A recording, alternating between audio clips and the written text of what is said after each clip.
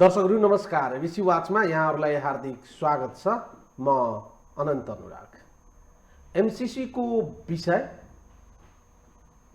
संसदभित्र pass गर्ने वा fail गर्ने विषयमा सरकार राजनीतिक दलहरू निरन्तर छलफलमा जुटिरहेका छन्। आज बस्ने भनिएको संसदको बैठक सूचना टाँस गरी भोलिसम्मको लागि स्थगन गरिएको छ। एमसीसी को विषय विशुद्ध रूपमा दुई देश बीचको हुनुपर्दथ्यो, तर मुलुकभित्र राजनीतिक दलहरूले नाफा र घाटाका व्यापार गर्दा एमसीसी को सवाललाई लिएर दुई ठूला शक्ति राष्ट्र वाक्य युद्धमा ओर्लिए।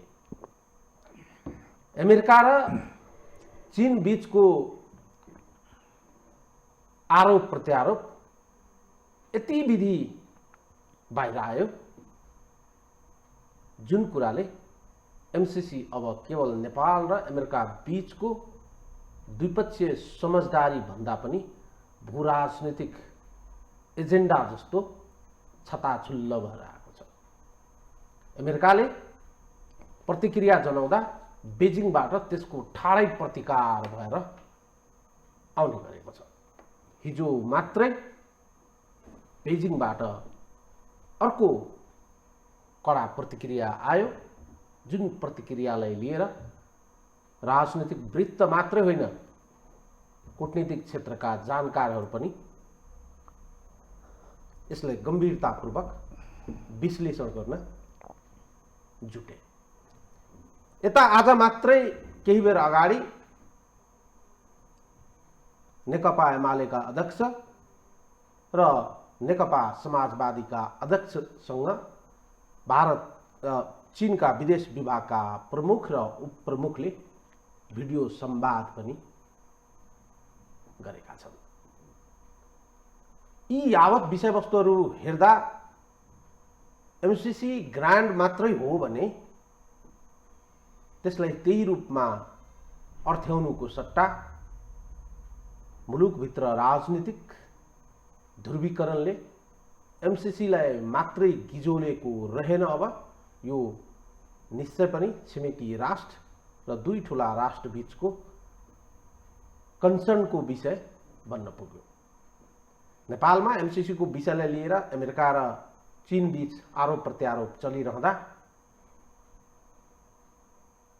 यसै बीचमा रुस र युक्रेन बीच युद्ध नै सुरुवात भइसकेको छ।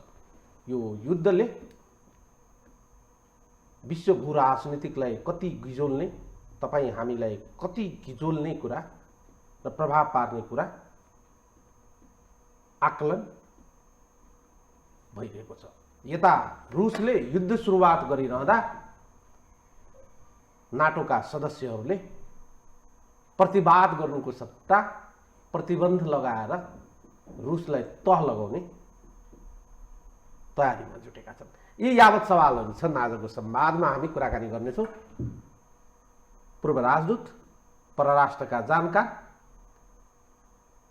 परराष्ट्र सम्बन्धी थुप्रै लेख रचना, अध्ययन अनुसन्धान र किताबहरू लेख्नुभएका व्यक्तित्व डाक्टर शम्भुराम सिंहखडा। कार्यक्रममा उहाँलाई स्वागत गर्छु। डाक्टर साहब, कार्यक्रममा स्वागत गर्न चाहन्छु लामो समयपछि।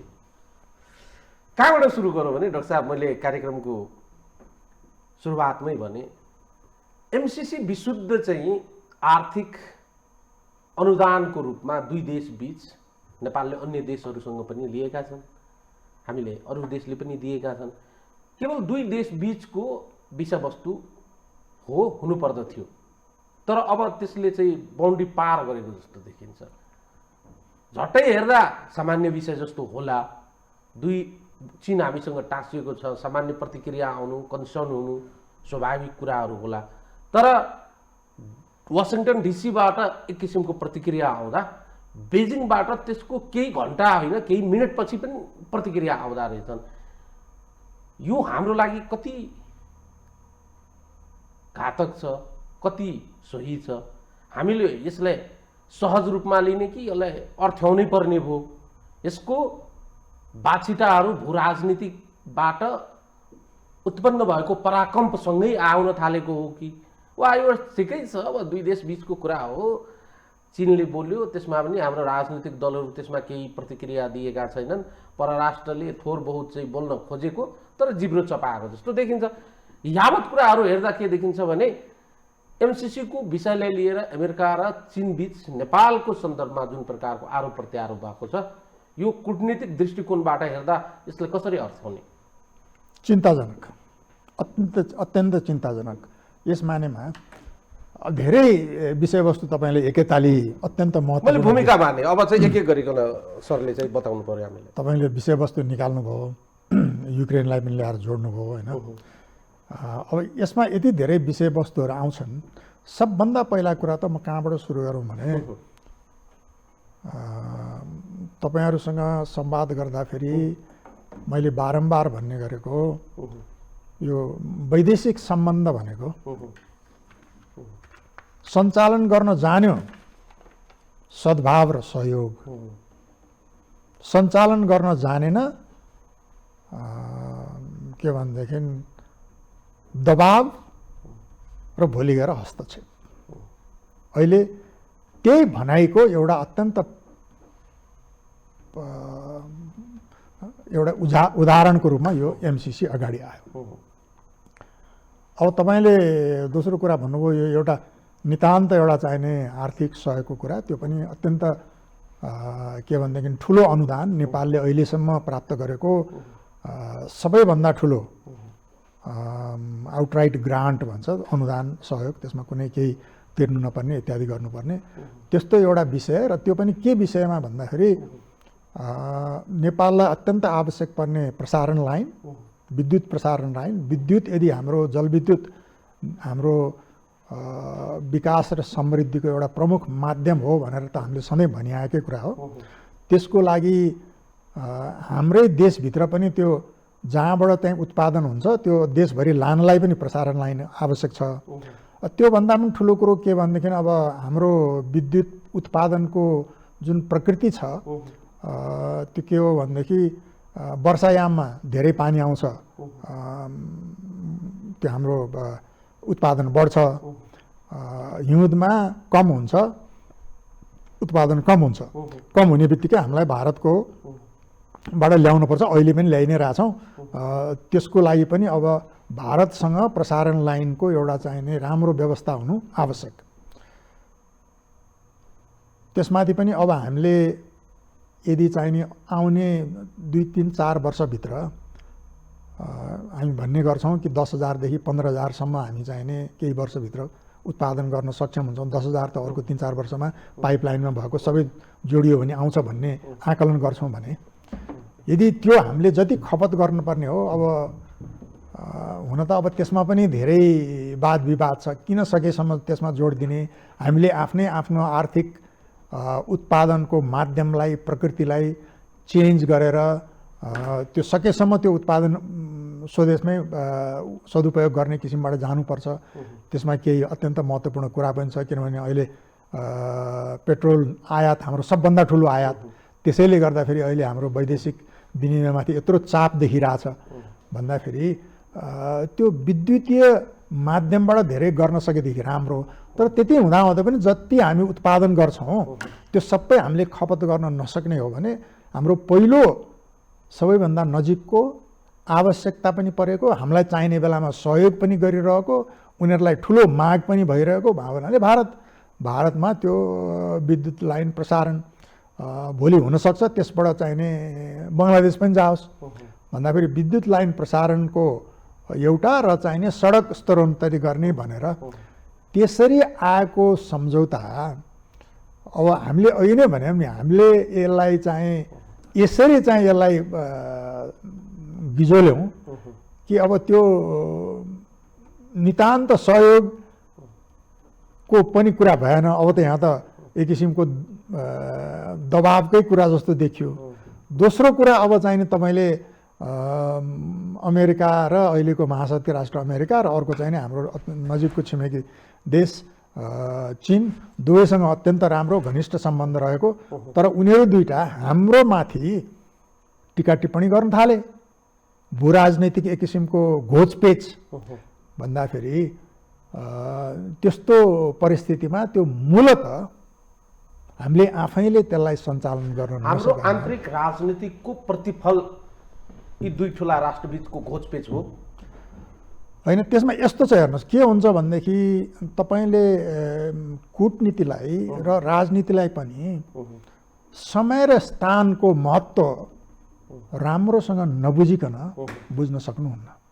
त्यो हिसाबले हेर्दाखेरि हामी स्थानको हिसाबले त ऐतिहासिक रूपमै नेपाल कस्तो संवेदनशील एउटा चाहिने भू राजनीतिक भू रणनीतिक अवस्थितिमा छ भन्ने कुरा त तपाईँ हामीले धेरै व्याख्या गरिरहनु पर्दैन होइन।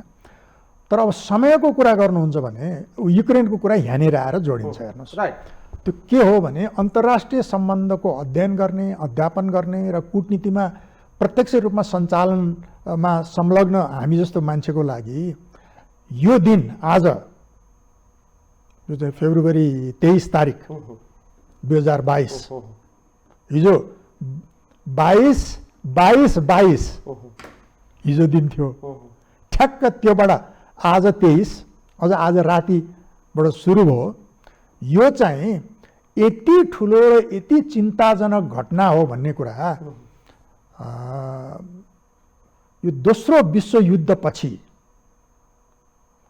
युरोप चाहिँ यो विश्वको इतिहास एक किसिमले हेर्ने हो भने हिजोको युरोपको लडाइँकै इतिहास हो।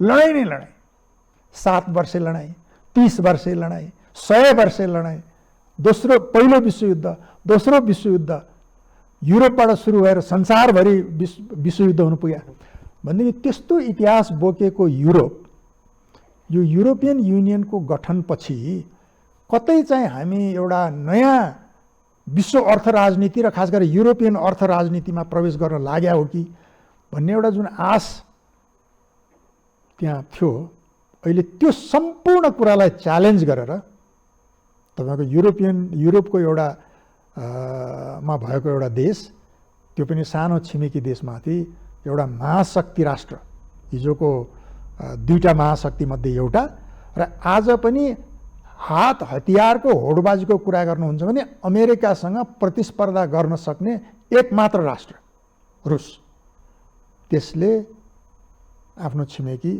युक्रेनमाथि प्रत्यक्ष हमला गरेको छ। र त्यो मात्रै होइन, यो 5-7 दिन पहिलादेखिको र त्योभन्दा नि केही महिना पहिलादेखिको तपाईँको यो घटनाक्रम जसले यदि राम्रोसँग हेर्दै गरे हो भने अब यो 2014मा जब यो युक्रेनको समस्या र रुसको समस्या सुरु भयो त्यति बेला मेरो चाहिँ नेभिगेटिङ नेपाललाई केन्द्रित गरेर लेखेँ मैले, navigating around an uncertain Asia in a risky world, त्यहाँबाट सुरु गरेँ मैले। यो चाहिँ नि अनिश्चित एसिया र अत्यन्त खतरनाक विश्वमा हामीले आफ्नो परराष्ट्र नीति, हाम्रो अन्तर्राष्ट्रिय सम्बन्ध कसरी सञ्चालन गर्नुपर्छ, हाम्रा सञ्चालकहरूलाई, हाम्रो नेतृत्वलाई चेतना आउला कि भनेर लेखेको कुरा अहिले अब त्यो अन्तर्राष्ट्रिय घटना त आजको भोलि नै हुँदैन, के हुन्छ भने सङ्केतहरू हुन्छन्। त्यो सङ्केतहरू अब 5-6 महिनादेखि अगाडि चाहिँ के भयो भनेदेखि रुसले विभिन्न ठाउँमा काहीँ चीनसँग मिलेर काहीँ चाहिँ आफै यो तपाईँको सैन्य अभ्यासहरू गर्न लाग्यो। उसले 2 वर्ष अगाडि रुसको राष्ट्रपतिले ठ्याक्कै हजुर कहाँ पुग्नुभयो भने म फेरि ताने कन्टेक्स्टलाई मात्रै ताने, युक्रेन नाटोमा जाने कुरासँग रसियाको रुसको चाहिँ विमति रह्यो, क्लियर रूपमा देखिन्छ त्यो। किनभने सैन्य एलायन्समा गइसकेपछि अब अर्को एउटा सैन्य समूहसँग एलायन्ससँग उसको त जहिले पनि फरक विचार रह्यो, फरक तर्क रह्यो, अनि त्यो कुरा त त्यहाँनिर त डाइजेस्ट गर्न नभएपछि हिजोबाट जुन कुरा सुरुवात भयो अल्टिमेटली कतिपयले जुन तर्क गरिरहेका छन् एमसिसीका सभामा आर्मी एलायन्सका कुराहरूदेखि लिएर यसका मिलिट्री एक्सर्साइजदेखि लिएर भोलिका दिनमा नेपालमा कसको प्रभुत्व कसको हातमा हुने, कसको चाहिँ एलाइजमा नेपाल चाहिँ थाहै नपाइकन जाने, त्यो कुरासँग त अहिलेको कन्टेन्ट र कन्टेक्स्ट दुइटै जोडिएको देखिन्छ। फेरि मैले तपाईँलाई भूगोल र इतिहासको अथवा स्पेस र टाइमको कुरा गरे नै त्यही हो। किनभने त्यो भूगोल त हाम्रो संवेदनशील छँदैछ, तर इतिहास र समयको क्रम यसरी अगाडि बढिरहेको थियो कि त्यो विश्वव्यापी दोस्रो विश्वयुद्ध पछिको संसार जुन थियो, जसका आधारमा चाहिँ हामीले धेरै कुरा अब चाहिने परिवर्तन हुन लाग्यो कि भनेर सोचिरहेको थियौँ, अहिले अकस्मात आएर त्यो कतै परिवर्तन त हुने होइन, फेरि चाहिँ विश्व उही पुरानो उसमा त जाने होइन भन्ने जस्तो आयो। त्यो हामीसँग कसरी जोडिन्छ त भन्दाखेरि दुईवटा युक्रेनलाई हाम्रो एउटा त तपाईँको के छ भनेदेखि, म दुईटा जोड्छु डाक्टर साहब, त्यसपछि चाहिँ अगाडि। जसरी चाहिँ नाटोका सदस्यहरू चाहिँ युक्रेनको माध्यमबाट त्यहाँ आफ्नो एउटा अड्डा बनाउने कोसिस गरे, ठ्याक्कै नेपालको सन्दर्भमा मैले यसलाई रिलेट मात्रै गरेँ। एमसिसीको थ्रु अमेरिका आउन खोज्दा चीनले त्यसलाई चाहिँ अहिले काउन्टर गर्न खोजेको देखिन्छ खुलस्तै रूपमा। अथवा जुन प्रकारको उहाँहरूको वक्तव्य हिजोबाट जारी भएको छ नि, यो अल्टिमेटम अनुदान अल्टिमेटम दिएर दिइन्छ, यो कस्तो किसिमको अनुदान दिएको हो? तिमीले दबाब दिएर हुन्छ? त्यस्तो दिएर पनि अनुदान दिन्छौ तिमीहरू? कुनै अरू देशको सार्वभौमिकतामाथि तिमीहरू दबाब दिएर यस्तो गराउन खोज्छौ? नेपालले लिनुहुन्न भनेर घुमारो पाराले चीनले हिजो बोले होइन र? सुन्नुहोस्, त्यसैमा आउँदै थिएँ म तपाईँको कुरामा। एउटा युक्रेनले के देखायो भने, यो तपाईँहरूसँगको संवादमा मैले बारम्बार अघि एउटा चाहिँ त जाने सद्भाव र सहयोग, नजाने दबाव र हस्तक्षेप भनेको एउटा चाहिने यत्रो ठुलो सद्भाव, 70 वर्ष लामो चाहिने सहयोगात्मक सम्बन्ध भएको अमेरिका र एउटा छिमेकी देश हामीलाई जहिले पनि सहयोग गरेको चीन। अब यो विषय चाहिँ हामीले आफैले सञ्चालन गर्न नसकेका हुनाले कतै चाहिने त्यो अहिले त उनीहरूको टक्राव देखियो, भोलि त्यसको बिचमा हामी पनि पर्ने त होइनौँ भन्ने एउटा स्थिति आयो। त्यो कहाँनिर अर्को महत्त्वपूर्ण छ भनेदेखि म तपाईँलाई त्यसैमा ल्याउँदै थिएँ। यसले के गर्यो भनेदेखि बहुदलीय प्रतिस्पर्धा भनेको आन्तरिक शक्ति र सत्ताको लागि राजनीतिक पार्टीहरूको प्रतिस्पर्धा हुन्छ। त्यो सामान्य विषय हो, त्यो सामान्य विषय, डेमोक्रेसीमा सामान्य विषय, डेमोक्रेसीको आधार नै र के भने एक किसिमको राम्रो कुरो नै त्यही हो, राइट हैन? तर जब त्यो आन्तरिक शक्ति र सत्ताको प्रतिस्पर्धा विदेश नीति सुरक्षा नीतिमा प्रतिबिम्बित हुन्छ, त्यसले प्रभावित गर्न थाल्छ, अनि विदेश नीतिको जुन मूल ध्येय र लक्ष्य हो आफ्नो राष्ट्रिय हित र राष्ट्रिय स्वार्थ को रक्षा सम्वर्धन संरक्षण त्यो हुँदैन भन्ने कुरो बारम्बार भन्दाखेरि पनि अहिलेको यो एमसिसी यो हुनुको पछाडिको सबभन्दा ठुलो कारण के भयो त भन्नुहुन्छ भने हाम्रो आन्तरिक राजनीतिक प्रतिस्पर्धा जुन छ त्यो गएर विदेश नीतिसँग जोडिन पुग्यो र त्यो कहाँनिर अहिलेको स्थितिलाई म तपाईँ आकलन गर्दाखेरि म भन्दै थिएँ किन यो 23 फेब्रुअरी र यो अहिले एमसिसीमा जे भइरहेछ त्यो किन चाहिने। एउटा त अब तपाईँले यो चीन र अमेरिकाको बिचको भनाभनको कुरो ल्याउनु भयो नि। पहिलो कुरा त कूटनीतिमा एउटा ठुलो अमेरिकाको कूटनीतिज्ञले हाम्रो नेतृत्वलाई फोन गर्यो भन्ने कुरा अब तपाईँहरूको मैले त अब त्यो म त्यसमा सहभागी छैन, त्यसो हुनाले वास्तवमा त्यो टेलिफोन कन्भर्सेसनको कन्टेन्ट के थियो भन्ने त मलाई थाहा छैन। तर के भने एकजना दुईजना त शीर्षस्थ नेतृत्वको नजिकका मान्छेहरूले पनि त्यो जुन बाहिर आयो त्यसैलाई पुष्टि गरेर भन्नुभएको छ, होइन? तर मेरो कुरा कहाँ हो भनेदेखि एउटा त त्यत्रो महत्त्वपूर्ण कुरा, त्यत्रो चाहिँ गम्भीर कूटनीतिक कुरा, पहिला कुरा त्यो यसरी चाहिने छताछुल्ला बाहिर कसरी भयो? त्यो कूटनीति त्यस्तो हुन्छ। दोस्रो कुरा त्यसबाट यो सबै कुरा सुरु भयो हेर्नुहोस्, किनभनेदेखि एकजना अमेरिकी कूटनीतिज्ञले अर्को एक किसिमको प्रतिस्पर्धी विश्वशक्ति राष्ट्रको नामै लिएर यदि यो पास भएन भने उसको कारणले नभएको भन्ने हामी निष्कर्ष निकाल्छौँ भन्ने कुरा जब बाहिर आयो अनि त्यसपछि चीनले रियाक्ट गर्यो त्यसमा। हेर्नुहोस् भन्दाखेरि यो यसरी चाहिने कूटनीति जब चाहिने सञ्चालनमा समस्या पर्छ नि, हाम्रो जस्तो देशलाई साधारणतया कूटनीतिलाई राजनीतिको प्रतिबिम्ब भनिन्छ, तर हाम्रो जस्तो भूराजनीति भएको देशलाई चाहिँ कहिलेकाहीँ चाहिने कूटनीतिको प्रभाव आन्तरिक राजनीतिमा पर्छ। भन्दाखेरि अब हाम्रो समस्या यहाँ कहाँ हुन गयो भनेदेखि आन्तरिक राजनीति गएर कूटनीतिलाई प्रभावित गर्न थाल्यो अनि त्यो हाम्रो कूटनीतिक असक्षमताले आन्तरिक राजनीतिलाई प्रभावित गर्न थाल्यो। यस्तो समस्या भयो क्या। अब म यो अर्को कन्टेक्स्ट चाहिँ हजुरलाई ल्याउँछु।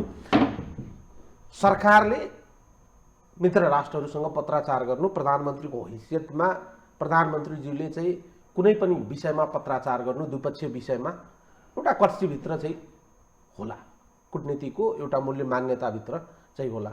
सरकारमा सत्तारूढ गठबन्धनको सारथीको हैसियतले अर्को पार्टीका अध्यक्ष स्वयंले लेखेर चाहिँ हामी कमिटमेन्ट गर्छौँ भन्ने त्यो कमिटमेन्ट बाहिर आउँदो रहेछ। त्यसपछि चाहिँ दुई ठुला राष्ट्रकै नेताहरू इन्डिभिजुअल स्टेट लेभलमा आएर पार्टीका विभिन्न नेताहरूसँग संवाद गर्दा रहेछन्। अब यहाँनिर त तपाईँले भने जस्तै कूटनीतिको कारणले आन्तरिक राजनीतिलाई पनि गिजोलेको देखियो, हाम्रो आन्तरिक कारणले गर्दा चाहिँ कूटनीतिकलाई पनि एकदमै चाहिँ नराम्रो तरिकाले चाहिँ पेनिट्रेट गरेको देखियो। यस्तो स्थितिमा चाहिँ हाम्रो नेतृत्वकै कारणले गर्दा चाहिँ यो स्थिति उत्पन्न भयो भन्ने स्थितिमा हामी पुग्छौँ त? होइन, यो यस्तो भयो। एउटा त तपाईँको हेर्नुहोस्, त्यो मैले अघि समय र भूगोलको सन्दर्भ निकालेको, हामी कहाँ छौँ? चीन अहिले संसारको अब करिब करिब सबभन्दा ठुलो आर्थिक शक्तिको रूपमा उदय भइसक्यो। त्यो आन्तरिक रूपमा चीन चाहिँ तपाईँको 40-50 वर्षको अगाडिको चीन र अहिलेको चीनमा कत्रो ठुलो रूपान्तरण आछ र त्यो पनि सकारात्मक रूपान्तरण है। 800 मिलियन पिपुललाई 20-30 वर्षको दौरानमा संसारमा कहीँ नभएको एउटा अभूतपूर्व किसिमको तपाईँको आर्थिक समुन्नति चीनले हासिल गरेको छ। तर त्यो कसरी भएको छ? त्यो के कसरी भएको छ भने CPC, communist party of China, त्यसको नेतृत्वमा, र उनीहरू खुलेआम भन्छन् कि यो नभएको भए यत्रो ठुलो रूपान्तरण सम्भव थिएन र अब पनि चीनलाई चाहिने, चीनले आफ्नो चाहिँ जुन राष्ट्रिय लक्ष्य निर्धारित गरेको छ त्यो लक्ष्य निर्धारित गर्नलाई कम्युनिस्ट पार्टीको नेतृत्व, त्यो पनि एक दलीय कम्युनिस्ट पार्टीको नेतृत्व अत्यावश्यक छ। प्रष्ट छ, चीन प्रष्ट छ त्यसमा। अमेरिका 1954 कम्युनिजम सप्रेसन एक्ट भन्ने छ। Communism itself is illegal. त्यस्तो चाहिने विचारधारा बोक्ने अर्को महाशक्ति राष्ट्र छ र तिनीहरू चाहिँ यहाँ हाम्रो देशको राजनीति तपाईँले देखिरहनु भएको छ। यहाँ चाहिने हामी चाहिने के भनेदेखि बहुदलीय प्रतिस्पर्धा, तर त्यो पनि दुईटा प्रमुख राजनीतिक धारहरू, अहिलेको विश्व राजनीतिक धारहरू, एकातिर के भनेदेखि उदारवाद र उदार लोकतन्त्र र अर्कोतिर मार्क्सिजम, लेनिनिजम, माओइजम का विचारधारा बोकेका पार्टीहरू। अब उनीहरूको बीचको प्रतिस्पर्धा छ। अब यसमा राम्रो कुरा कहाँ छ भनेदेखि तपाईँको सायद त्यो त्यसपछि म तपाईँ कहाँ कुरा गर्न आछु कि आएको छैन। यो के भने अस्तिको हाम्रो पूर्व प्रधानमन्त्रीजी ओलीजीको सरकार जुन बन्यो, नेपालको राजनीतिक विश्लेषकहरूले कतिको यसलाई विश्लेषण गरेका छन्। त्यो कस्तो किसिमको एउटा युनिक किसिमको सरकार हो त मलाई थाहा छ। संसारको पहिलो जननिर्वाचित मार्क्सिस्ट लेनिनिस्ट माओइस्टहरूको सरकार भन्दाखेरि मेरो भनाइ के भने वैचारिक रूपमा त त्यो तपाईँको टकराव त यहाँ छँदैछ नि भन्दाखेरि त्यसलाई म्यानेज गर्न सक्यो भने अघि मैले भने जस्तो के हुन्छ भनेदेखि अत्यन्त एउटा राम्रो परिवेश, किनभने सबै देशहरू हामीलाई सहयोग गर्नलाई प्रतिस्पर्धामा छन्। अहिलेको हाम्रो ब्युटी भने त्यो। तर अब त्यसलाई म्यानेज गर्न सकेन भनेदेखि अहिले यो भूराजनीतिक दाउपेच र घोचपेचको रूपमा आछ। भोलि अलिअलि गरेर यो चाहिने भू रणनीतिक टकरावको रूपमा आयो भने त चाहिँ तपाईँको अनि यसरी नै देशहरू सोमालिया हुने यसरी नै हो, अफगानिस्तान हुने यसरी नै हो भन्दाखेरि अघि मैले युक्रेनको कुरा अघि तपाईँले एउटा कुरो महत्त्वपूर्ण बताउनु भयो। रणनीतिक रूपमा शक्ति राष्ट्रहरू एकैपटक त कतै पनि आएका छैनन्। आउने भनेको अघि मैले जुन भने कन्टेन्ट र कन्टेक्स्टले ल्याइदिँदो रहेछ। अनि हाम्रो कन्टेन्ट पनि देखिएको छ र कन्टेक्स्टलाई चाहिँ हामी चाहिँ वेलकम गरिराखेका छौँ बिस्तारै बिस्तारै। कन्टेक्स्ट चाहिँ हामी बनाउँदै गएका छौँ। अब यस्तो स्थितिमा भोलिको दिनमा जुन हामीलाई डर छ त्यो डरलाई थेग्ने, त्यो डरलाई म्यानेज गर्ने, त्यो डरलाई चाहिँ व्यवस्थापन गर्ने ल्याकत त फेरि हाम्रो राजनीतिक नेतृत्वमा पनि देखिँदैन र कूटनीतिको बारेमा त मैले भन्नु पर्दैन। तपाईँले किताब लेख्दा चाहिँ कतिपय किताबमा त्यो कुराहरू चाहिँ खुलस्त रूपमा लेख्नु भएको छ। अनि त हामी त भोलिका दिनमा नाङ्लोभित्र राखिएको आलु जस्तो हुने त स्थिति त उत्पन्न होला नि त। तपाईँले नाङ्लोभित्र आलु भन्नुभयो है। त्यहाँ मेरो त्यो किताबमा एउटा यो धेरै पहिला एक किसिमको अहिले हिजो चाहिँ हाम्रो अवस्थितिलाई, हाम्रो कूटनीतिलाई दुई ढुङ्गाको तरुल भनेर व्याख्या गरिन्थ्यो होइन। पछि गएर चाहिँ त्यो विभिन्न किसिमको अरू हुँदाहुँदै दुई देश बिचको सागु ब्रिज भन्ने कन्सेप्ट आयो। अत्यन्त राम्रो कन्सेप्ट हो होइन। के भनेदेखि तर त्यो रूपान्तरण हुनको लागि एउटा त अहिलेको कन्टेक्स्टमा हेर्नुहुन्छ भने हामी अत्यन्त सौभाग्यमानी छौँ कि भारत र चीन जस्ता छिमेकीहरू छन्। तर जब चाहिने त्यो कूटनीतिले अथवा राजनीतिले एउटा सर्टेन थ्रेसहोल्ड पार गर्छ नि, त्यो पार गरेपछि युक्रेनमा अहिले भएको छ के छ भनेदेखि अब युक्रेनको हातमा छैन त्यो। अब तपाईँको गइसक्यो त्यो चाहिने। भोलि युक्रेनको भविष्य कसले निर्धारण गर्छ भन्दाखेरि बाह्य शक्ति राष्ट्रहरूले निर्धारण गरिदिन्छन्। भन्दाखेरि हामीले हाम्रो राजनीतिलाई यस्तै विवादित गर्दै लाने हो, हाम्रो कूटनीतिलाई यसरी नै प्रभावित गर्दै लाने हो भनेदेखि त्यो थ्रेसहोल्ड पार भयो भने हामी पनि त्यही स्थितिमा पुग्न सक्छौँ। एक नम्बर। दोस्रो कुरा चाहिँ नि अहिले तपाईँले भन्नुभयो नि त्यो भएन। चिन्ताको विषय कहाँ हो भनेदेखि अहिले जुन अमेरिका र चीनको बिचमा देख्नुभयो, ठिकै छ राजनीतिज्ञहरू त के भनेदेखि कहिलेकाहीँ चाहिने विवादबाट फाइदा लिन्छन्, के भनेदेखि कन्ट्रोभर्सी क्रिएट गरेर त्यसैमा चाहिने आफ्नो उ देख्छन्। तर कूटनीतिमा के हुनुपर्छ भनेदेखि ग्रुमिङ अप भन्छ क्या।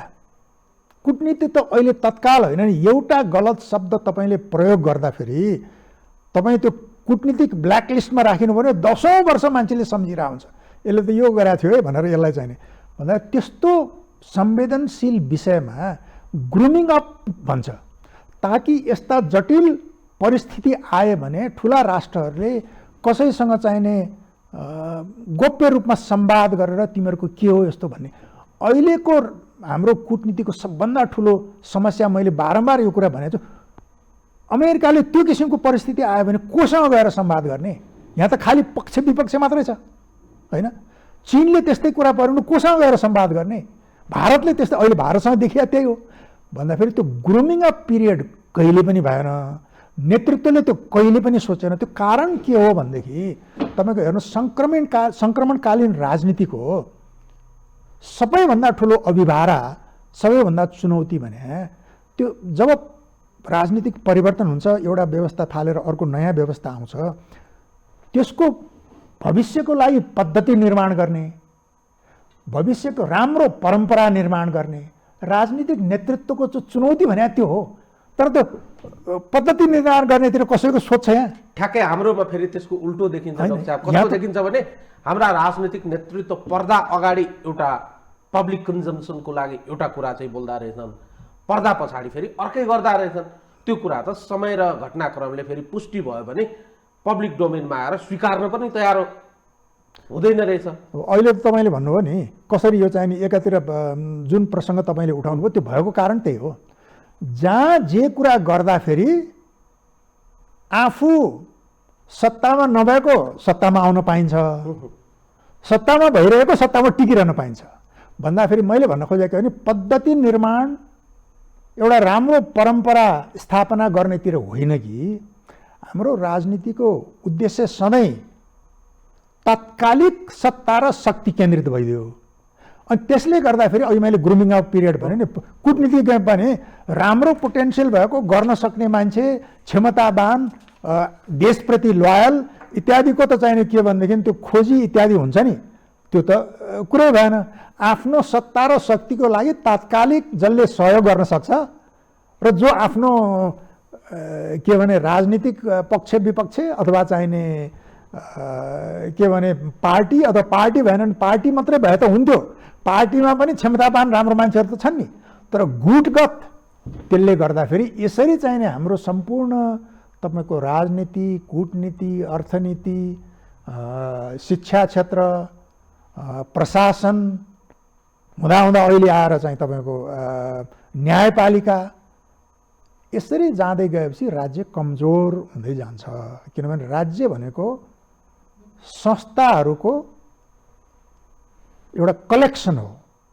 अब त्यो संस्थाहरू सधैँ भत्काउँदै जाने अनि व्यक्तिको छनौट पनि चाहिने के भने क्षमता र कार्यक्षमता र उसको हिसाबमा होइन कि खालि आफ्नो व्यक्तिगत स्वार्थ केन्द्रित हुने हो भने त अनि कसरी हुन्छ र तपाईँको अहिले भातै त हो नि। अनि कसैले पनि त्यो विश्वसनीयता कुटनीतिभित्र एउटा चाहिँ विश्वास आर्जन गर्ने भन्ने टर्मले चाहिँ धेरै कुरोलाई निर्धारण गर्दो रहेछ। नेपालको सवालमा भारत र चीन हाम्रो छिमेकी मुलुक भइरहँदा अब तिनीहरूको आफ्नो इन्ट्रेस्ट त हुने नै भयो, तर विश्वास दिलाउन सक्ने र विश्वास कायम गर्ने दायित्व फेरि हाम्रै हो। विश्वास दिलाउन नसक्नुकै कारण त होला नि एक किसिमले घुमाउरो पारामा हिजो जुन प्रकारको स्टेटमेन्ट आयो नि एमसीसी उपहार हो कि पाण्डुराज बक्स हो, यो भित्र त यसलाई केलाएर हेर्दा चाहिँ एउटा लाइन चाहिँ बोलिया हो, तर यो भित्र त एक किसिमले लिस भने भोलिको दिनमा देख्लास् नि भन्या जस्तो लुकेको देखिँदैन। अनि त्यो त प्रश्न देखिन्छ नि। विश्वसनीयता त हरेक दृष्टिकोणमा हामी अहिलेदेखि हो र अहिलेदेखि हो। महाकाली सन्धि साइन भएको कति भयो? कार्यान्वयन भयो? बिआरआई सही गऱ्यौँ अगाडि खासै अगाडि बढाएको छ। अहिले अब एमसीसी त्यति अगाडि के भने सही गऱ्यौँ, तर त्यसैलाई लिएर यत्रो विवाद भन्दाखेरि के हो भने मेरो भनाइ त्यसै हुनाले एमसीसीको बारेमा चाहिँ तपाईँले अब कुरा गरिहाल्नुभयो। यसको प्राविधिक पक्षहरूसँग म धेरै उ गर्ने पक्षमा छैन, किन यति धेरै बोलिसक्यो। राम्रो कुरा के भएको छ भनेदेखि र त्यसै हुनाले मैले बारम्बार यस बारेमा आफ्नो दृष्टिकोण दिने आएको कि अब यसले गर्दाखेरि भएको सम्बन्ध पनि अत्यन्त नराम्रो गर्न लाग्यो र हाम्रो आफ्नो समाज पनि यति विभक्त र विभाजित, यसै पनि राजनैतिक रूपमा विभाजित छ। अब त्यो त समाज नै पुरै सम्पूर्ण यही कारणले विभाजित हुन लाग्यो भने यो अब बाहिर गिजोलेर देशलाई फाइदा छैन, राष्ट्रिय हितमा छैन र त्यसले गर्दाखेरि अब यो चाहिने संसदीय प्रक्रियाबाट सकेसम्म चाँडै टुङ्गो लाग्दै हुन्थ्यो भनेर मैले एक किसिमको फेब्रुअरीको पहिलो उसमा अब धेरै पक्ष विपक्ष त छँदै थिए, तर एक किसिमको आफ्नो दृष्टिकोण बडा निष्पक्ष रूपमा राख्ने उसको हिसाबले मैले दिए थिएँ। त्यसपछि चाहिँ नि अब यो प्रक्रिया गयो भन्दाखेरि यो के भने सडकबाट संसदमा जानु पहिलो स्टेप मैले चाहिँ यो सकारात्मक भनेको छु।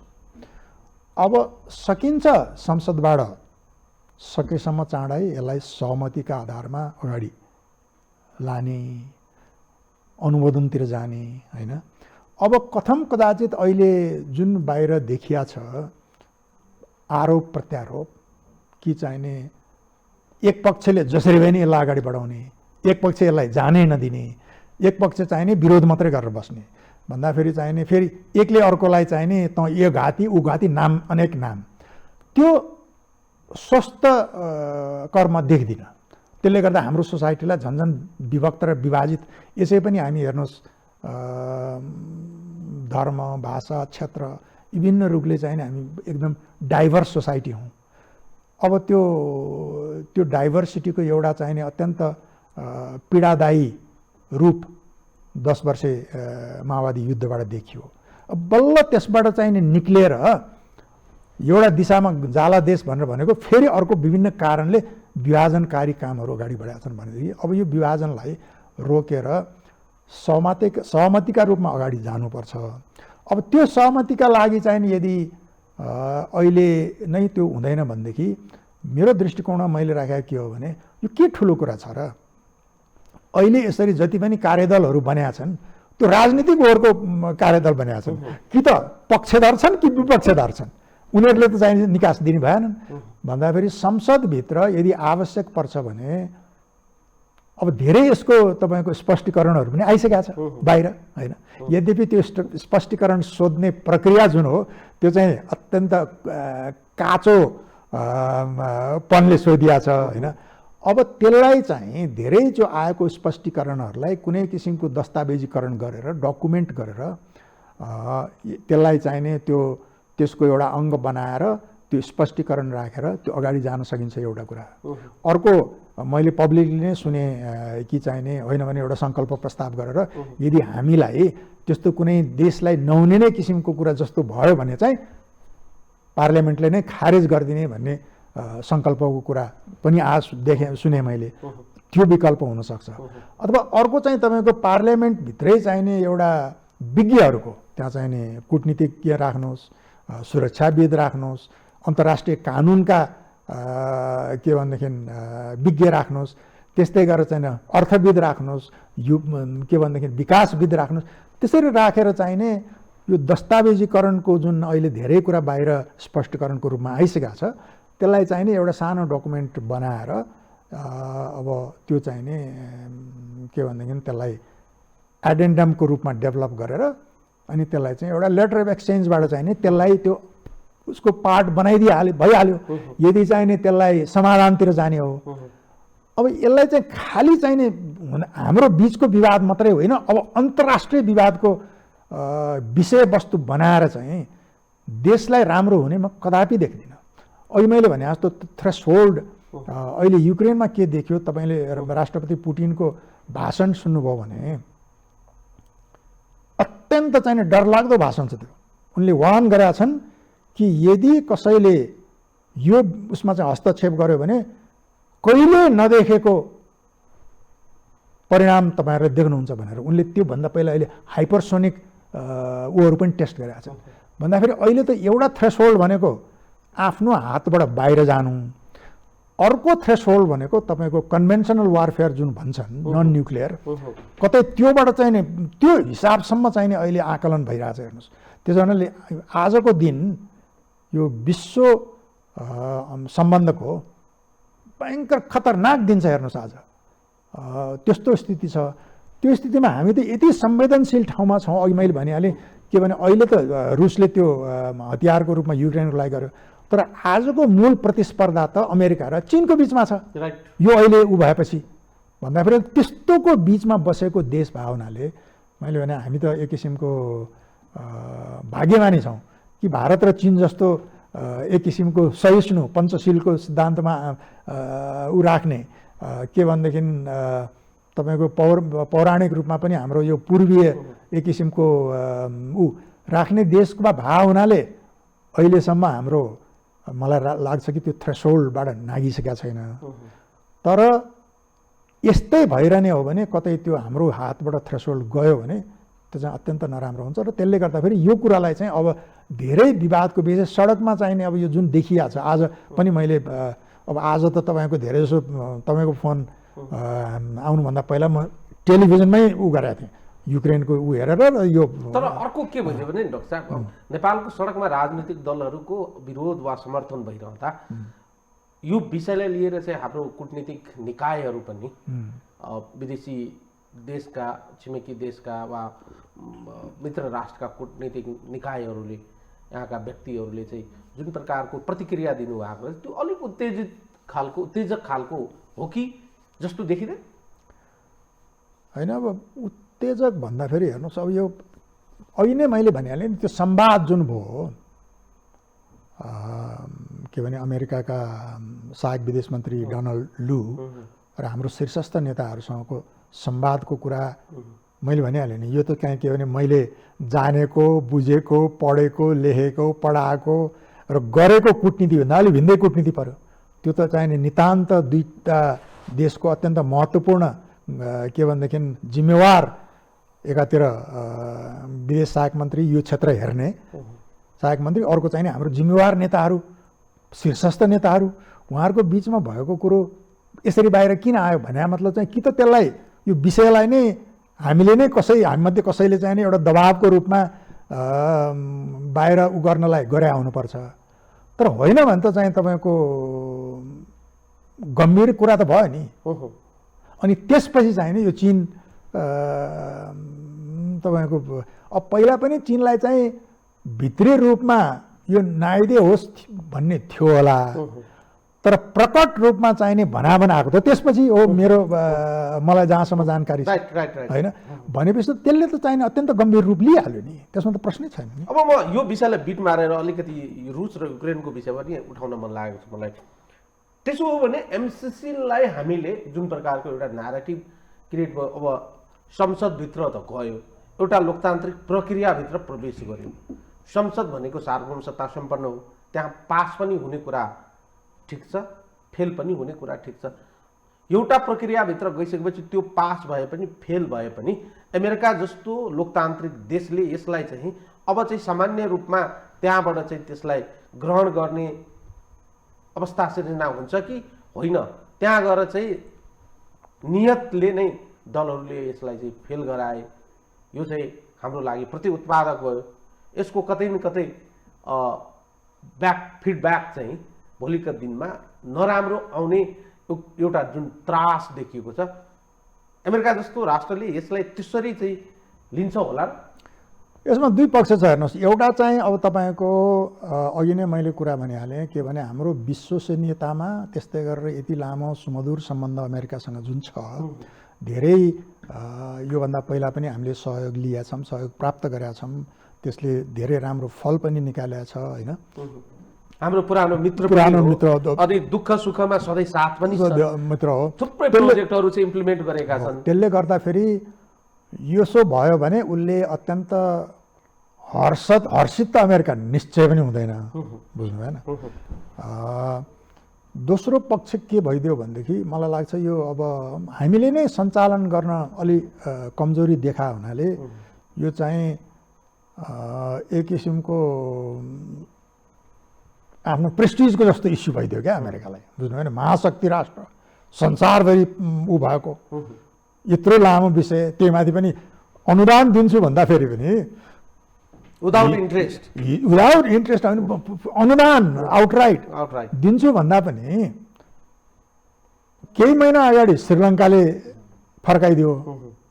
अब अहिले नेपालले पनि फर्काइदिने हो भने चाहिँ दक्षिण एसियामा हाम्रो एक किसिमको प्रेस्टिज साख के हुन्छ भन्ने उनीहरूलाई लाग्या हुनसक्छ होइन।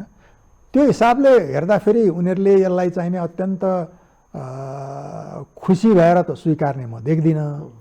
तर त्यति हुँदा पनि यहाँ अर्को एक्सट्रिममा के छ भनेदेखि यो भएन भने यस्तो हुन्छ उस्तो हुन्छ भन्ने, त्यो के हो भनेदेखि अमेरिका जस्तो महाशक्ति राष्ट्रले अहिले युक्रेनमा हेर्नुहोस् न, तपाईँले युक्रेनको पनि कुरा गर्नुभयो, अनेक दिन्छु उ गर्छु भनेको छ, तर क्लियर छ युक्रेनको लागि भोलि पुटिनले त्यसरी चाहिने हेर हस्तक्षेप गर्यो भने फुट डाउन भन्छ, आओ पहिला त्यसपछि थाहा पाउँछौ भनेर जुन किसिमको भनेको छ भनेपछि चाहिने त्यो युक्रेनको लागि चाहिने भोलि अमेरिकाले आफ्नो उ गर्छ र गर्दैन नि।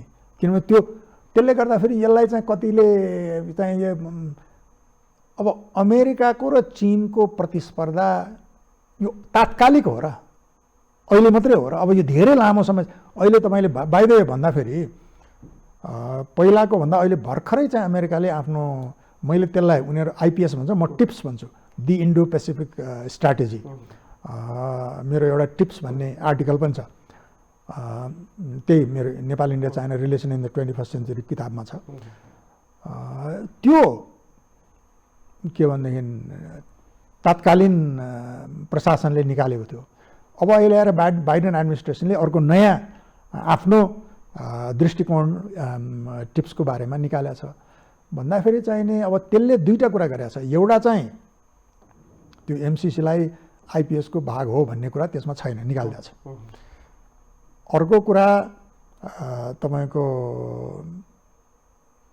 त्यो अहिलेको उसले चाहिँ पहिला चाहिँ रुस, चीन, नर्थ कोरिया र आतङ्कवाद चारवटा चाहिँ मेन थ्रेट्सहरू भनेर देखाएको थियो।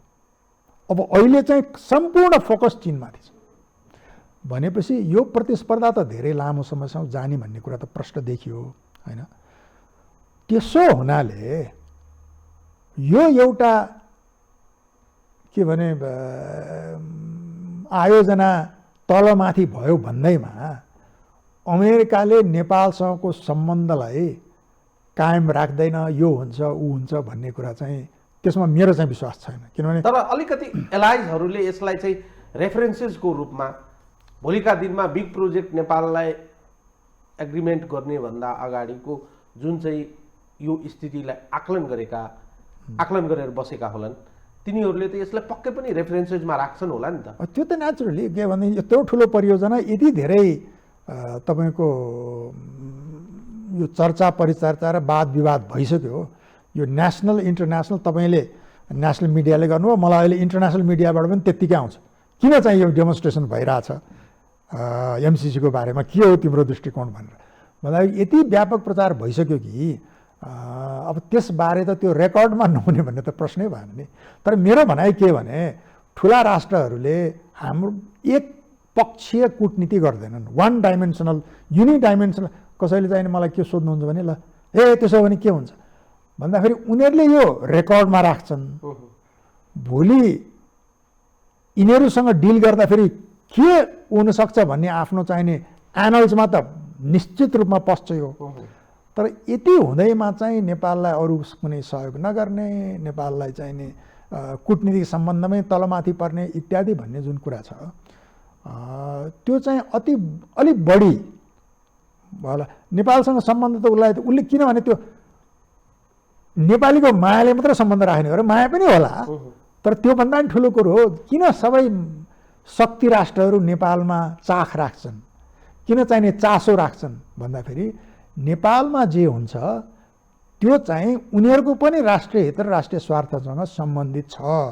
कारण किनभने हाम्रो अवस्थितिले राजनीतिक भूगोलले गर्दा अब त्यो भूगोल सँगसँगै समय यति परिवर्तन भएको छ कि भारत र चीन अब भोलिको महाशक्ति राष्ट्रहरू, त्यसको बिचमा नेपाल छ, दुवैसँग राम्रो सम्बन्ध छ भनेपछि त्यस्तो राष्ट्र र त्यस्तो ठाउँमा भएको राष्ट्रलाई अमेरिकाले चाहिने सम्बन्ध राख्दैन इत्यादि भन्ने त त्यो चाहिँ होइन। अमेरिकाको दूरगामी किसिमको इन्ट्रेस्ट हुन्छ यहाँ र ऊ यो होस् र त्यो उसले सङ्केत पनि गरिसकेको छ। के भनेदेखि अस्तिको राजदूतावासको पढिहाल्नु भने तपाईँले यो के भने यो नेपालको सार्वभौम निर्णयको प्रक्रिया हो र त्यसमा अहिले जति रञ्जना भइरहेछ नि यो पत्र तपाईँले हेर्ने त्यो खालि चाहिने संवादमा अब त्यो त म त बस्दिनँ म, किनभने इन्ट्रेन्सिक स्ट्रक्चर अफ पावरमा छैन होइन। तर उनीहरूले गएर यस्तो भयो उस्तो भयो भनेर भन्छन्, तर त्यो चिठी हेर्ने हो म बाबुको त्यो चिठी हेर्ने हो भने त्यस्तो छ। उनीहरूले के भनेको छ, निर्णय गरिदियो one way or the other, धेरै भइसक्यो भनेको छ एउटा। अर्को कुरा चाहिँ नि यो 28 को जुन डेडलाइन भनेको छ नि त्यो डेडलाइन पनि त एक किसिमको हामीले दिया हो नि। हाम्रो त्यो चिठीले हामीलाई 5 महिनाको टाइम दिनुहोस्, त्यति बेलासम्म हामी गर्छौँ भने हामीले 5 महिना यसमा यो महिनाको अन्त्य हुन्छ त्यति बेलासम्म तिमीहरू निर्णय गर भनेन हो भन्दाखेरि त्यसमा चाहिँ नि अमेरिकाले धम्की दियो, दबाब दियो, के भनेदेखि यस्तो गर्यो भन्नुपर्ने। उनीहरूले त निर्णय गरिदेऊ, तिमीहरूको आफ्नो सार्वभौम निर्णय हो, के हो गरिदेऊ भने। अब जहाँसम्म पार्लियामेन्टको कुरा छ त्यसमा पनि अहिले विश्वसनीयताको कुरा गर्नु पनि मलाई चाहिँ के लाग्छ, मलाई आज मात्रै एकजनाले त्यसलाई कन्फर्म गर्नुभयो। त्यो के भने पहिलाको उसमा चाहिने पार्लियामेन्टबाट पास हुनुपर्ने सम्झौतामा थिएन, पछि यो विकसित भयो होइन। अब त्यो दुईवटा कुरा हुनसक्छ। एउटा त हाम्रो राजनीतिक अस्थिरता कसबाट लुक्या छ र? यहाँ चाहिँ सरकार परिवर्तन हुन्छन्, सरकार परिवर्तन हुने बित्तिकै ठुल्ठुलो आयोजना पनि कसैले अगाडि बढाउँछन्, कसैले अगाडि बढाउँदैनन्। एउटा सरकार आयो गण्डकी प्रोजेक्ट बन्द हुन्छ अथवा अगाडि नबढाउने भन्दाखेरि यस्तो अनिश्चितता भावनाले पार्लियामेन्टबाट पास गर्दै भयो भने यत्रो ठुलो परियोजना छ, 5 वर्षमा कम्प्लिट गर्नुपर्ने बाध्यता छ भनेदेखि त्यसको लागि होला भन्ने एउटा के भने तपाईँको लजिक हुनसक्छ होइन। अर्को कुरा चाहिँ नि मैले बारम्बार भन्ने गरेको हो, एउटा अहिलेको एउटा यस्तो अहिले मैले भने परम्परा निर्माण गर्ने यस्तो एउटा कुटनीतिक गलत परम्परा निर्माण हुँदै आछ। अब 3 महिना 4 महिना गरी 1 वर्षमा राजदूत परिवर्तन हुन्छन् होइन। यस्तो क्रिटिकल बेला चाहिँ 12 2 दर्जनभन्दा बढी देशको राजदूतहरू चाहिँ खाली छन्। राजनैतिक दलहरूको लागि चाहिँ त्यो चाहिँ प्राथमिकताका विषयहरू चाहिँ हुँदैन, फेरि सरकारको लागि पनि हुँदैन त्यो विषय। अब राजदूत परिवर्तन गर्ने यति चाँडै भनेको विश्वलाई हाम्रो देशमा राजनीतिक अस्थिरता छ है भनेर आफै चाहिँ घोषणा गर्ने जस्तै हो क्या त्यो। त्यसो हुनाले त्यसले पनि चाहिने एउटा तपाईँको भूमिका खेला हुनसक्छ कि म यो विषय धेरै आयो डाक्टर साहब। म अब अहिलेको अब यो सबैतिरको यो रिलेटिभली चाहिँ यो विषयवस्तुहरू चाहिँ अहिले भू राजनीतिसँग जोडिएको, अब युरो एसियासँग झन् नजिक भएको रुस र अहिलेको यो युक्रेनको विषय सामान्य रूपमा अहिले नाटोको सदस्यहरूले चाहिँ प्रतिकार गर्ने स्थिति त छँदै छैन। अब कुन तरिकाले यसलाई प्रतिबन्ध गर्ने कुरा मात्रै सोचिराखेका छन्, तर जुन प्रकारको एग्रेसिभनेस देखिएको छ रुसको, एक तरिकाले त युक्रेन त अब अलमोस्ट चाहिँ रुसको कब्जामा जाने देखिन्छ नि होइन र? होइन, अब एउटा त हेर्नुहोस्, एउटा सानो राष्ट्रमाथि एउटा चाहिने ठुलो महाशक्ति राष्ट्रले यत्रो एउटा दमनकारी युद्ध घोषणा गरेको छ। यो चाहिने दोस्रो विश्वयुद्ध पछिको एउटा चाहिँ अत्यन्त गम्भीर घटना हो यो है। अब त्यो हिसाबले यसलाई चाहिँ हाम्रो सरकारले पनि तपाईँको यसको विरोध गरिसकेका छ र यो संयुक्त राष्ट्रसङ्घको बडापत्रको उल्लङ्घन हो भन्ने कुरा सबै त्यसमा प्रष्ट छ, त्यसमा कुनै दुविधा द्विपक्ष विवाद छैन। तर त्यसलाई ल्याएर भू राजनीतिसँग भू रणनीतिसँग जोड्ने हो भने जब कुनै शक्ति राष्ट्र सबै शक्ति राष्ट्रले आफ्ना सुरक्षा घेरा निर्धारित गरेका हुन्छ है, त्यो हिसाबले गर्दाखेरि अब यो 2टा प्रोभिन्स जहाँ चाहिँ नि अहिले तपाईँको रुसले आक्रमण गरेका छ त्यो चाहिँ कस्तो हो भनेदेखि रुसले परम्परागत समयदेखि यो चाहिँ हाम्रो सुरक्षा घेरा हो भन्ने गरिआएको त्यो रुसी जारको बेलामा त्यही हो, सोभियत सङ्घको बेलामा त्यस्तै हो। त्यो ठाउँमा चाहिँ यदि नाटो प्रवेश गर्यो भने, यदि युक्रेनले त्यो गर्नुभन्दा पहिला नेटोको सदस्यता लियो भने, नेटोको बुँदा 5ले के भन्छ भने attack on one is a attack on all members भन्दाखेरि रुसी राष्ट्रपति पुटिनले के कन्क्लुड गरे भने यदि मैले अहिले नै यो कुरा सिक्योर गरिनँ भने भोलि गएर मेरो त सम्पूर्ण नेटोसँग चाहिँ युद्ध हुनसक्छ भन्दाखेरि धेरै ठुलो र धेरै खतरनाक हुन्छ र त्यसले गर्दाखेरि अहिले नै त्यो हुनुभन्दा पहिले नै यो एरिया चाहिँ मैले सिक्योर गरिहाल्नुपर्छ भन्ने एउटा चाहिने डिमिलिटराइज जोन जस्तो उनले गर्ने एटेम्प्ट म देख्छु एउटा। उनी चाहिँ त्योभन्दा बढी अघि जालान् भन्ने चाहिँ नि अहिलेको हिसाबले म चाहिँ देख्दिनँ है। अहिले जुन किएभ इत्यादि गरेका छन् उनले त्यो चाहिने त्यो उनीहरूको एयरफिल्डहरू र चाहिने खास गरेर यो एयर डिफेन्स सिस्टमहरूलाई न्युट्रलाइज गरिदिएपछि अनि ग्राउन्ड फोर्स जानलाई सजिलो भयो भन्दाखेरि त्यो एउटा हुन्छ। तर त्यसले हाम्रो निम्ति पाठ के हो भने जब तपाईँ ठुला शक्ति राष्ट्रहरूको बिचमा नजिक हुनुहुन्छ ती ठुला शक्ति राष्ट्रहरूले पनि आफ्नो सुरक्षा घेरा प्रष्ट रूपमा किट्या हुन्छन् र त्यसले गर्दाखेरि उनीहरूको सुरक्षा संवेदनशीलताप्रति हामी संवेदनशील देखिएनौँ भने त्यसको परिणाम गम्भीर हुन्छ। त्यसले गर्दाखेरि हाम्रो जस्तो देशले चाहिँ नि मैले अघि नै भने नि हामी त चाहिँ नि दुईटा अत्यन्त के भने टलरेन्ट भारत र चीन जस्ता मित्र राष्ट्रहरू उसमा छौँ। त्यसले गर्दाखेरि हामीले यसबाट चाहिँ नि भोलि गएर हामीले उनीहरूको सुरक्षा संवेदनशीलताप्रति हामी चाहिँ नि अनभिज्ञ रह्यौँ, हामीले त्यसमा व्यवस्था गऱ्यौँ भनेदेखि भोलि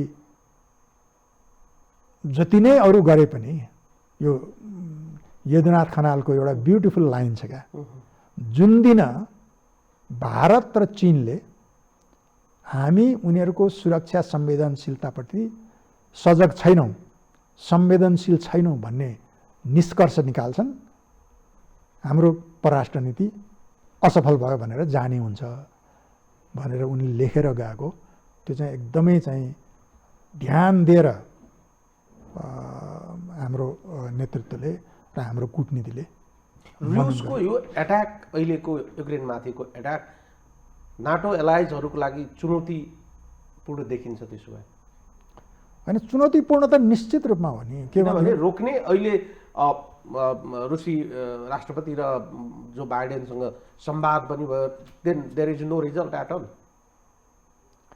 होइन, त्यो त त्यसै हुनाले मैले अहिले नै भने नि तपाईँको अब के भने त्यो उनीहरूलाई लाग्यो। अब त्यो रुसको हेर्नुहोस्, यसमा चाहिँ नि के भने अब डिप्लोमेसीमा कहिले काहीँ चाहिँ नि put your self in the other person shoes भन्छ नि।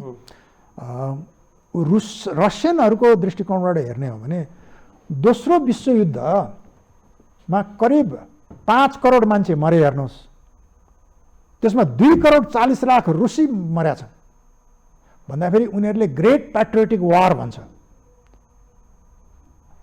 भन्दाखेरि त्यो नेटो जब नजिक नजिक आउँछ उनीहरूलाई चाहिँ नि त्यसैको सम्झना आउँछ, किनभने यत्रो ठुलो सेक्रिफाइस हामीले गरेका छौँ भनेदेखि अब चाहिँ नि ठुला देशहरूले नेभर अगेन भन्छ नि। चीनको अहिले तपाईँ यो देखिरहनु भएको छ, मेरो त्यो किताबमा मैले धेरै पहिलादेखि चीनको नेबरहुड पोलिसीको 3 C's भनेको छु क्या। त्यो के हो भने पहिलो सी भनेको कोअपरेट, सहयोगात्मक सम्बन्ध सबैसँग राख्ने, जहाँ सकिन्छ सबैसँग सहयोगको सम्बन्ध राख्ने। दोस्रो सी भनेको कम्पिट, जब आवश्यक पर्छ जोसुकैसँग होस् प्रतिस्पर्धा गर्ने, र नगरी नहुने हो भने तेस्रो सी भनेको कन्फ्रन्ट, द्वन्द्व पनि गर्ने।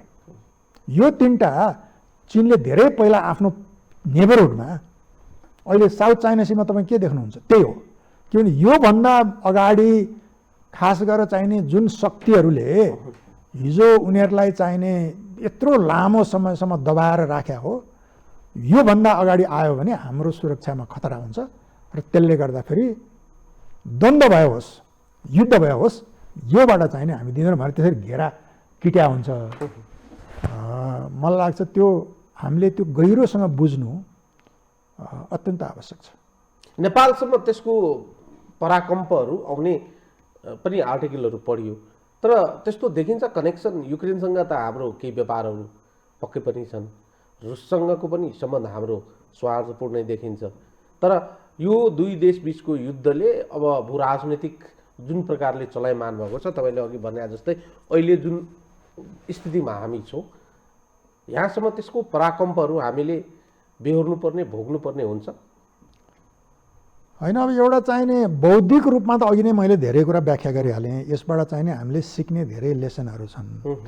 अब म चाहिने जहिले पनि चाहिने के भने हरेक बादलको चाँदीको घेरा हुन्छ भन्ने अलिकता त्यो सकारात्मक दृष्टिकोण राख्ने हुनाले अब तपाईँको त्यो युरोपमा भएको जुन अहिलेको घटना छ, त्यो घटना त्यो मैले तपाईँलाई मेरो पुरानो आर्टिकलको लेखेँ नि, navigating around an uncertain Asia in a dangerous world भनेर। अब आशा राखौँ कि चाहिने त्यसको छिटा, त्यसको बाछिटा एसियातिर नआओस् र एसियन नेतृत्वको सबभन्दा ठुलो अहिलेको चुनौती भनेको त्यसबाट लेसन सिक्ने, सबैले साना ठुला सबैले लेसन सिकेर आउन नदिने। हाम्रो चुनौती भनेको हामी एउटा अत्यन्त मौलिक र चाहिने आमूल किसिमको सङ्क्रमणमा छौँ।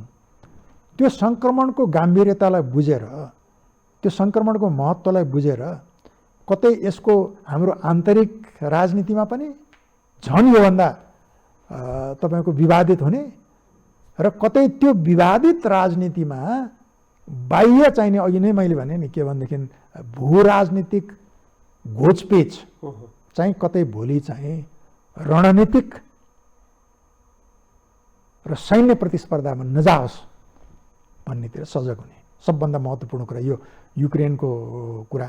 र हामीले आफ्नो नेतृत्वले चाहिँ आफ्नो हातमा हुँदैखेरि यस्तो कुरा थाहा हुँदैन क्या। जब पावरमा बस्छ नि, एउटा ठुलो विद्वानले तपाईँको लेखेकी छन्, सरकारहरूमा अथवा शक्तिको पदमा जब मान्छे पुग्छ, द मार्च अफ फली भन्छन् क्या उनी। उनको किताबको नाम हो द मार्च अफ फली। कसरी चाहिने राम्रा मान्छेहरू, बुद्धि भएका मान्छेहरू पनि जब शक्ति र सत्ताको कुर्सीमा पुग्छन् अन्धा हुन्छन्, बिर्सन्छन् कि चाहिने त्यसरी चाहिँ नगरिकन आफ्नो चेतनालाई गुहारेर नेपालको परराष्ट्र नीति कूटनीतिको अर्को एउटा पाटो पनि मेरो दृष्टिकोणमा चाहिँ एकातिर चरम राजनीतिकरण भएको छ, अहिले देखिहालेको छ। तर त्यो चरम राजनीतिकरणको फल के भएको छ भने कर्मचारी जुन प्रोफेसनल्सहरू हो उनीहरू पनि यसरी विक्षिप्त पारिया छन् कि चाहिने पर्या बेलामा राम्रो पोजिसनमा बस्या कूटनीतिमा सञ्चालन गर्न चाहिने भन्नुहोस् न, त्यो पोजिसनमा बस्या मान्छेहरूले त फुट डाउन गर्न सक्नु पर्यो नि, यो त हुँदैन प्रधानमन्त्रीजी, यो गर्यो भने देशलाई घाटा हुन्छ भन्न सक्ने किसिमको ज्ञान, अनुभव, क्षमता प्रदर्शन गर्नु पर्यो नि देशलाई। नत्र भने कसरी चाहिने देशको राष्ट्रिय हित र राष्ट्रिय स्वार्थ परिपूर्ति हुन्छ भन्दाखेरि त्यसमा पनि कमी भइदियो। यो दुइटै कमी भएपछि अहिले यो देखिएका सबै समस्याहरू तिनैका प्रतिबिम्ब हुन् क्या।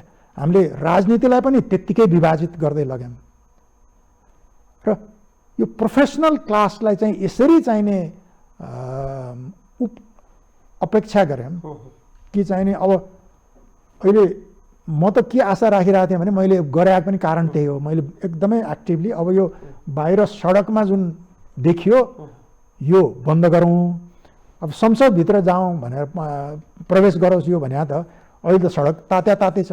त्यसको पछाडि कारण के हो भनेदेखि हाम्रो नेतृत्वले कि त चाहिने भिडको भाषा सुन्छ कि त चाहिने दबावको प्रभाव बुझ्छ। त्योभन्दा बढी चेतनाको चाहिने भोइसेसहरू छन् नि, यसो नगरौँ, यस्तो हुन्छ, कहीँ सुन्या देख्नु भएको छ तपाईँ? जति कुरा गरे पनि, जति भने पनि, जति लेखे पनि, जति जहाँ गएर कुरा गरे पनि के फरकै पर्दैन, उस्तै छ स्थिति। अहिले 46 सालबाट 62-63 आयो, 62-63बाट अहिलेसम्म आयो, 78 आयो।